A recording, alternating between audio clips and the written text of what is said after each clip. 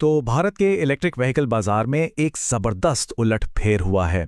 ये कहानी है एक ऐसी रेस की जिसने पूरे मार्केट डायनामिक्स को बदल कर रख दिया है। एक ऐसी कहानी जहां कल का बादशाह आज अपनी गद्दी बचाने के लिए लड़ रहा है और पुराने खिलाड़ी नए शहंशाह बनकर उभरे हैं। तो आज का सबसे बड़ा सवाल यही है, आखिर हुआ क्या? कैसे बाजार का वो बेताज बादशाह जिसका एक छत्र राज था, अपनी गद्दी से उतर गया? चलिए इस पूरी कहानी को परत दर परत समझते हैं। तो चलिए आज की तस्वीर देखते हैं। और ये तस्वीर काफी बदल चुकी है। टॉप पर अब टीवीएस मोटर का कब्जा है 21.6% मार्केट शेयर के साथ। ठीक पीछे है बजाज ऑटो 19.5% पर। और सबसे बड़ा शॉक, ओला इलेक्ट्रिक जो कल तक किंग था, आज फिसलकर तीसरे नंबर पर आ गया है, सिर्फ 17.4% हिस्सेदारी के साथ। तो हमारी कहानी का पहला अध्याय शुरू होता है इसी गिरे हुए बादशाह यानी ओला इलेक्ट्रिक से।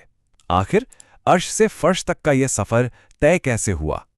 जरा सोचिए, बस एक साल पहले 2024 में ओला इलेक्ट्रिक का मार्केट शेयर था करीब 50%, मतलब आधी मार्केट इनकी थी।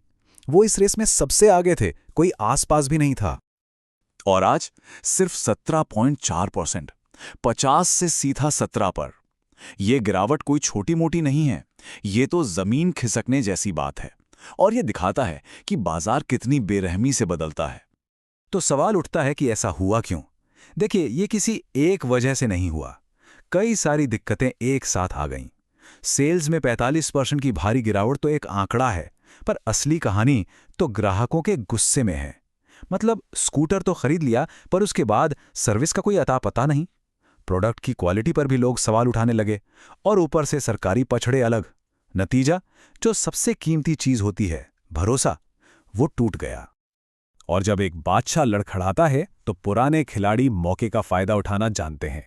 तो अब कहानी का दूसरा chapter, the old guards come back. TVS और बजाज, ये नाम तो हम बरसों से सुनते आ रहे हैं, और इन्होंने एक जबरदस्त पलटवार किया है।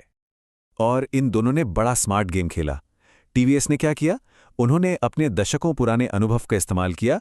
उनकी iQube सीरीज बेस्ट सेलर बन गई। क्यों? क्योंकि उसमें कई बैटरी ऑप्शन थे और दाम भी सही रखा।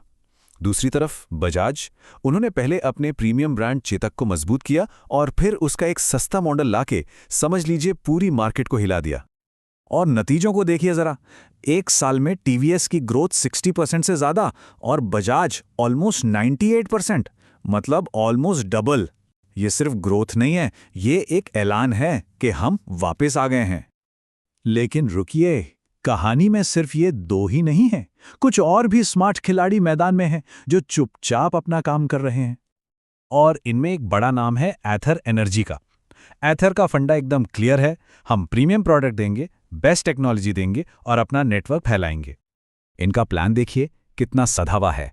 पहले प्रीमियम टेक वाले स्कूटर से नाम बनाया, फिर रिश्ता जैसा एक फैमिली स्कूटर ले आए जो आज इनकी 60% सेल्स ला रहा है। और अब अपने शोरूम्स को लगभग डबल करने की तैयारी में हैं, 351 से 700 तक। मतलब कोई जल्दबाजी नहीं, एकदम स्टेप बाय स्टेप ग्रोथ। और फिर आते हैं इस खेल के बिग बॉस, हीरो मोटोकॉर्प। ये थोड़ा धीरे धीरे संभल कर चल रहे हैं, लेकिन इनके पास जो विशाल डिस्ट्रीब्यूशन नेटवर्क और ब्रांड का भरोसा है ना, उसे कोई नजरअंदाज नहीं कर सकता। ये वो हाथी हैं जो जब चलेगा तो जमीन हिलेगी। तो इन सब खिलाड़ियों को देख कर सवाल उठता है कि भाई आगे होने क्या वाला है? ये पूरा बाजार जा किधर रहा है? एक बात तो पक्की है, ये ईवी की रेस अब और भी तेज होने वाली है। जरा सोचिए, हर 100 में से 6 टू व्हीलर्स अब इलेक्ट्रिक हैं। हर महीने 1 लाख से ज्यादा ईवी स्कूटर्स बिक रहे हैं, और सरकार भी पीएम ई ड्राइव स्कीम से इससे पूरा सपोर्ट कर रही है। साथ में 4500 से ज्यादा चार्जिंग स्टेशंस भी हैं। मतलब माहौल पूरा सेट है। और इस माहौल में एक नई चीज हो रही है जिसे कहते हैं कंसोलिडेशन। मतलब अब बाजार कुछ बड़े खिलाड़ियों के हाथ में सिमट रहा है। ये देखिए, टीवीएस, बजाज, ओला और एथर, सिर्फ ये 4 कंपनियां मिलकर 80% से ज्यादा मार्केट पर कब्जा कर चुकी हैं। इसका मतलब साफ है, अब ये खेल सिर्फ बड़े प्लेयर्स का है। जिसके पास पैसा, नेटवर्क और भरोसा है, वही टिकेगा।